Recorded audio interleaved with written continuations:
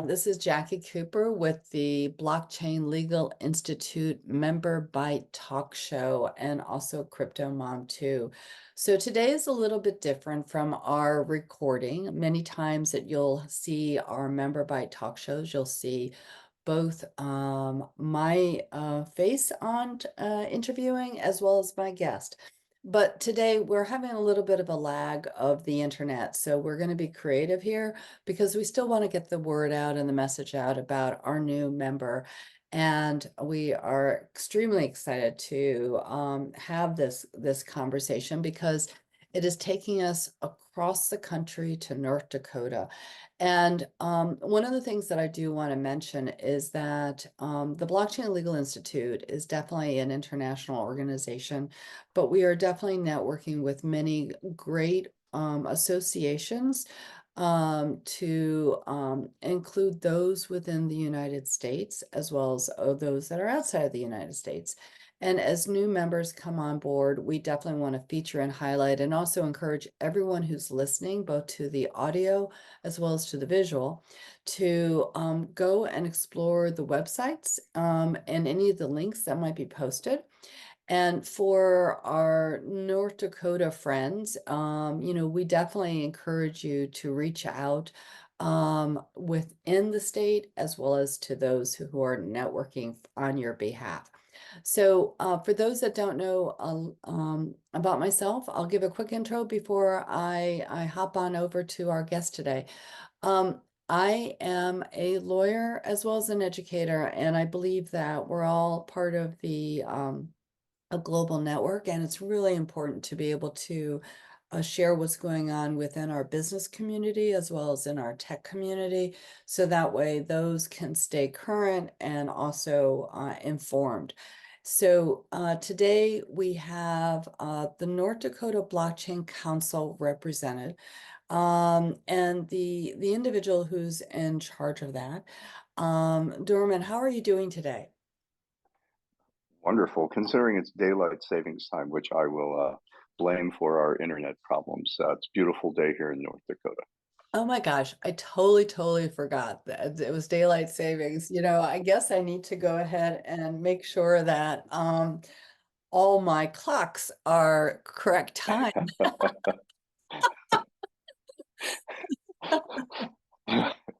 Luckily, And I you got I to also connect went by the everything to the internet these days. yeah, no, but I have used my phone clock, but I was looking at my stove clock and I was thinking, okay, is that the right time? Right. So yes, for sure. Thank you for reminding me that. So, Certainly. share a little bit more with those who are listening about your background and how you started to get involved with the blockchain community, because I know all of us have taken different paths to get here. Certainly. First of all, thank you for the invitation to be on your podcast. Really appreciate it. I know that when I first got introduced to the USBC and started looking at your website on BLI website, I was hooked immediately. Jumped in both feet, just signed up, got my subscription to it, and it's been an invaluable resource. So thank you for the work that you've done on that. Much appreciated. It's certainly a good website. My background is that I've been in consulting for a long time, and most recently, where I really got involved with blockchain and cryptocurrency was many years ago. I watched a video about a gentleman in India who had made a small fortune on cryptocurrency, and his desire was to bring his fortune to the less fortunate in India, into the rural communities, and to provide them with a way to establish themselves as businesses. It might be something as simple as raising chickens, or opening a small community restaurant. But getting involved, he he was able to provide dignity to people through crypto back in the days when kind of crypto that meant something, right? Crypto and blockchain, that was kind of the idea, right? The panacea idea behind crypto and blockchain was to bring opportunities to people who maybe didn't otherwise have it, bring community opportunities. And that's what he did by establishing microcredit, allowing people to have virtually risk-free credit, but build up their credit scores. And quite successful at doing it. Again, rural communities in India.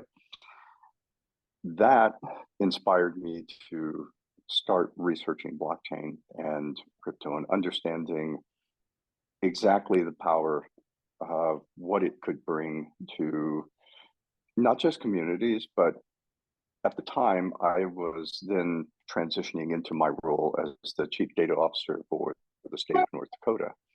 And that transition brought along with it an element of looking at these frontier technologies and being encouraged by our governor and the CIO, who were tech guys, who wanted to change the world using these kind of frontier technologies, AI, blockchain, and this was before the whole Gen AI space. So, but how might we change the world using these technologies? That came up in, I'm sorry, go ahead. No, I think that that's phenomenal because of the fact that we kind of often forget the history of, how long cryptocurrency, not just Bitcoin, but this whole industry has been around. And we only are sometimes immersed in the trends of now, like AI and things Right. like that. And we forget, really it's been around for a number of years. It has, and I think once you kind of wrap your head around the fact that blockchain is not, it's not just a database, right? It's something more intriguing and more interesting. And you wrap your mind around that revelation and what it can do for you, and then having crypto sitting on top of that, and the power that that can bring to individuals who otherwise wouldn't um, have that power, have that ability to, for example, reduce the cost of cross currency exchanges right across countries. The expenses involved in that, bringing those expenses down, and getting more funding and more empowerment into individuals at those endpoints. That's a huge transition, and you can't ignore that. With the state of North Dakota, where we began, was two areas. One, in the area of education. So we were the first state to launch a portable wallet for transcripts. So we wanted to make transcripts available on the blockchain, so high school transcripts, so that as they traverse the university systems in North Dakota and elsewhere, that the transcripts were immediately authoritative. You didn't have to send a letter. You didn't have to wait 6 weeks, 8 weeks, whatever it might be, to get a transcript. You were immediately able to share your transcript, and it was an authoritative transcript. And I'm quite proud of that one. We were the first in the nation for that. The second area where I started getting involved with blockchain was with a group in North Dakota called the Grand Farm. And think of the Grand Farm as an autonomous framework and platform for all things agriculture in terms of autonomous tractors, sensors in the ground, UAV flying over your fields. The goal being to provide farmers and vendors who are creating these devices with immediate feedback on their own devices, how they're doing, as well as for the farmer, what is the most up-to-date status of my fields and my crops. Where we started developing our thinking around blockchain was, what if we could establish who manufactured a seed, when they put that seed in the ground, what sort of pesticides, fertilizers were put on that seed, and how did it traverse the value stream all the way from putting it into the ground all the way to the consumer. So now the consumer would know exactly where their food came from, whether it was North Dakota or elsewhere, what happened to their food along the way, and how nutritious their food was, what kind of soil it was planted in, um, how much rain did it get, did it come from an arid area or a very wet area, etc. So we developed that framework. Um, that framework, it's still there. It hasn't been deployed yet. I know that they're still working on it, but the framework is at least there, and that's a powerful framework when you think about the idea of autonomous farming. So, so those two areas were where I became really intrigued with the power of of, of the blockchain and putting it back in the hands of people who needed it. Again, with farmers, right? We have an aging farming population, and bringing autonomous farming to farmers is necessary. We have a lot of people leaving farms um, due to urbanization, and so we still have to grow food. We still have to feed a hungry population that'll soon be 10 billion people if all the numbers are right in the next 25 years. So those were my kind of three entry points into the world of blockchain and crypto. What's amazing to me is the fact that you touched on two things that actually I just came back from a conference at East Denver, and there was a lot of conversation of individuals who were talking about the need for transcripts and certification on the blockchain. You and North Dakota was already way ahead of the game. So I want to ask a question about that before I hop into the second thing.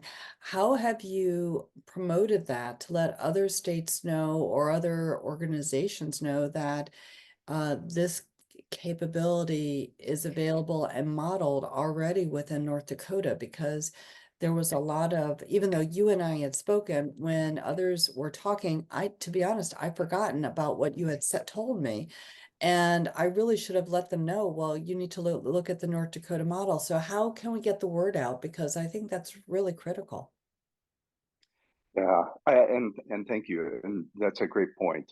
So first of all, a really huge shout out to the architect of that entire project, Tracy Korsmo, at the state of North Dakota. I don't know if he'll listen to this or not, but Tracy was very much instrumental in drafting and creating that framework and seeing that project forward. The way that we were able to get out the information um, about that platform was we're also participate in what's called the SLEDS, State Longitudinal Data System, which is essentially K through 12 data that is provided to educators within North Dakota. Now, each state has its own form of SLEDs, and there's an entire community around SLEDs. And again, Tracy he's really a leader in that space and really a visionary in creating what SLEDs can do for not just educators, but how that can then um, trickle down to individual students. So the community is out there, but it's a small. I would say it's a subset of the state communities, and is primarily through education, which is probably where it should be. But more broadly, the opportunity for states to be able to share information, share transcripts, and share ideas, share platforms, share how frameworks were developed, what worked, what didn't. That I think that um, is probably lacking, and I think that the USBC and especially what we're doing in the Great Plains states, which I'm associated with, I think that that could be something that we use through BLI. Happy to post things there as well as um, through the blockchain councils. Yeah, I think that that's really important because we it's a question of one, not necessarily duplicating efforts that have already been made, but also there's always maybe new ways to innovate things that have been created. But I think that if people can use the foundation, then that obviously um, uh, the other the other thing that I keep thinking about is in our blockchain community. I'm not talking, this time I'm going to talk about cryptocurrency, even though the application can still be applied on the blockchain use side. The challenge with a lot of the cryptocurrency protocols is that when you are on one protocol, unless you have a bridge, you can't talk to another protocol. So it's really important, I think, within our blockchain community to be able to look at what are the problems that that need solutions, and then how are these solutions able to be addressed and dealt with in a way where we're not having individual silos and verticals, and where there's not cross communication. So, that's why I think it is important for some of these really basic concepts, because everyone has this challenge of certificates, college, high school, that type of thing. Right. And to be able to say, okay, this is a platform that exists, and how do we either duplicate that platform or continue to communicate with that? Because businesses are going to need to know that too. The other area that you talked about that was really critical here was the sustainability side with food and agriculture. And you're right. That is a huge global issue that is being talked about because of the supply chain, and so many people are very concerned about origin of the food. So, again, what you've talked about is extremely important.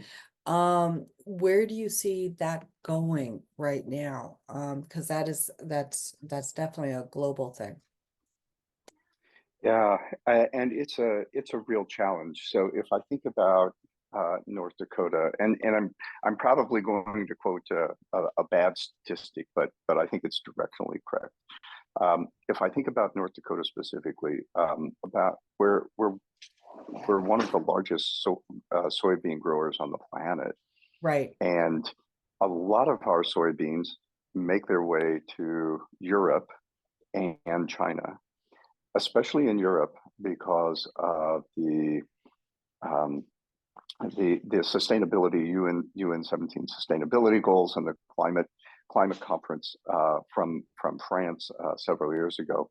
Um, there's a huge need for every grower, including soybean growers and countries, to be able to track their what they have put their inputs. What is their? I'll say it this way: what is their carbon footprint associated with soybeans?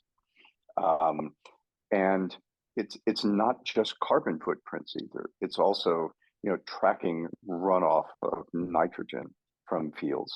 Um, it's also tracking what kind of soils these are grown in. All of that impacting the numbers, if you will, that are associated with the export and import of crops. So I think that is definitely a huge use case that is not, or at least to my knowledge, is not being immediately um, uh, resolved, and there needs to be some energy put into that. I know that um, a lot of individuals are focused on those types of activities and those types of projects. There is some hesitancy with blockchain just in general, um, one is a skill set problem, uh, but two is that typically, and this goes back to your comment a moment ago about crypto and cross chaining, and a lot of individuals think that the only way that you have blockchain and the only reason you have it is crypto, and I think that we have to help our states, we have to help countries, businesses move beyond that kind of myopic focus that if I'm developing a blockchain, I have to have Bitcoin sitting on top of it. So I think that it definitely use case that we need to put some energy into, and I think that through our individual states, especially a lot of the states that are in the Great Plains region, states like North Dakota, South Dakota, Kansas, Minnesota, Colorado, Oklahoma, I think Oklahoma. These are all states that are very much invested in growing crops, and that this is probably an area where we could come together as states and shape some sort of framework to help motivate that. I would agree. What do you see as the focus and the future for the North Dakota Blockchain Council, and how can people reach out to you? Yeah, certainly. Well, number one would be getting my website up and running. That would probably be helpful. Um, um, right now, a lot of the work that I'm doing is in the background with some advocacy groups here, some businesses, as well as some lobbying firms here. So right now, it's kind of all in the background a little bit and needs to be brought to the foreground. I think the easiest way right now for at least the USBC and the Global Blockchain Group is probably through Signal, but and then through BLI, we can publish my contact information out there, and we can encourage people to contact me, and for me to set up time and contact people. This is two-way street. I'm very much interested in how we're promoting blockchain. In fact, recently, so Barry Sackett of South Dakota is now the chair of the Great Plains blockchain, and I'm the vice chair of the blockchain. So Barry and I, I hope that we can set some agendas and some strategy and direction around topics like this that the Great Plains team can come together on, as well as more broadly across the U.S. and globally, and see how we can make impacts there. That would be great. I know that you're going to be helping me keep up to date on the North Dakota page on the Blockchain Legal Institute, and we really are grateful for that. For everyone who is listening, for sure, on this conversation, the blog below is always live. So as the North Dakota Blockchain Council, website is live, or their new contact information, I'll definitely be embedding. Any last minute thoughts for those that are interested in exploring what you're doing in North Dakota or anywhere else within the blockchain community? I would just say, we can come together, rally around some key use cases, and think especially use cases where Gen AI, right, which is the big topic, the big buzzword these days, where that can be impactful. Gen AI is it's a great frontier technology that I think that as we start exploring blockchain more, and again, how it makes blockchain available to individuals to grow their businesses, improve their lives, bring dignity to themselves and their families. I think that's where we should be coming together at more of that kind of grassroots. And how we do that, there's going to be some legislation. It's going to be involved with that. There's going to be some advocacy involved with that. We're going to have to be very diligent that what we don't do is create crypto catastrophe 2.0, um, like some of the catastrophes that we've seen over the past couple of years. But I'm optimistic. I don't see it as an existential crisis just yet. I'm optimistic that we can bring a lot of energy to this and really solve some human problems.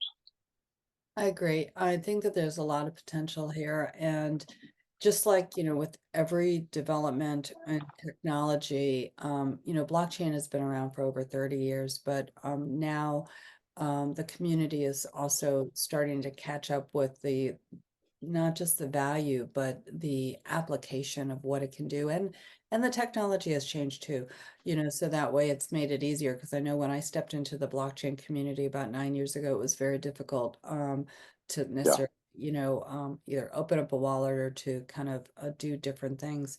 So it is becoming easier to make it more, I don't know that it will fully become mass adopted, but at some point it will, but it will be in adopted in such a way where people don't even realize that they're using blockchain technology. It'll just be integrated within. Um, I really appreciate, your background. And for those, I also want to ask you one last question.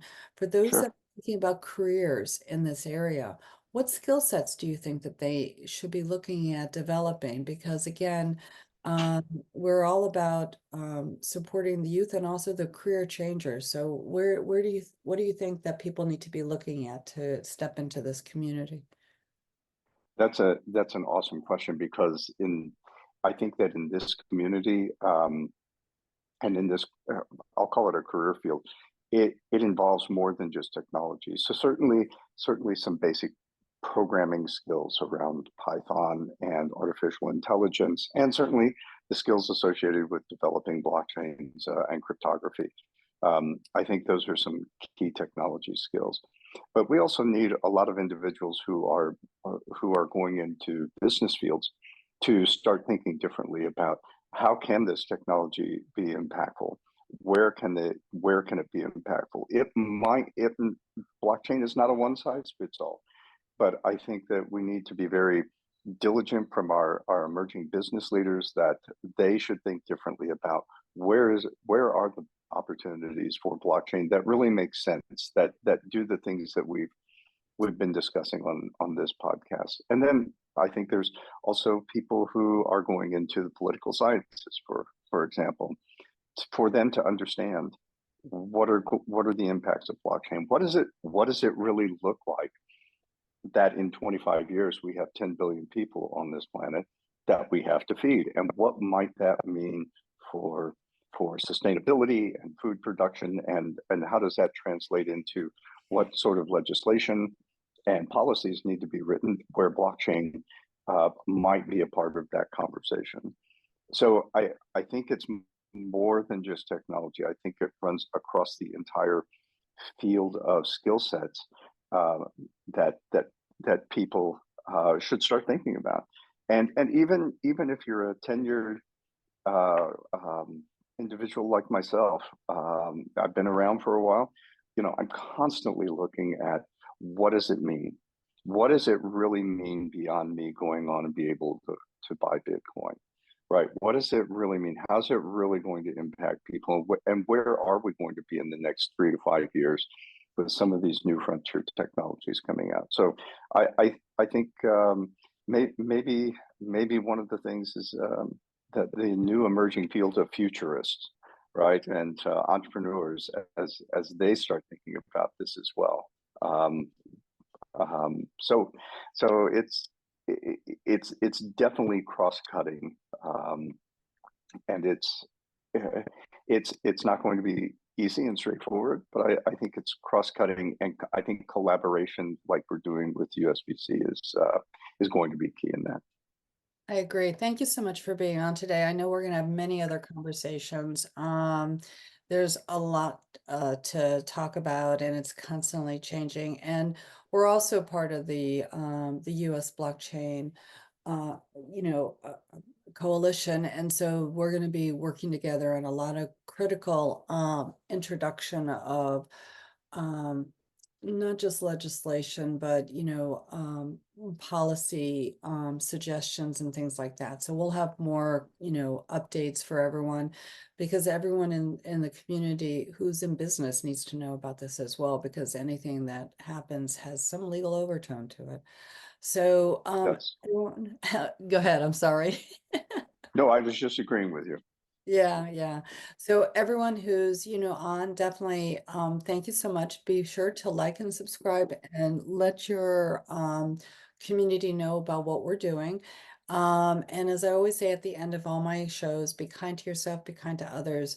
We are all part of one world, and we're also interconnected now even more than ever. So everyone, have a great day. Thank you.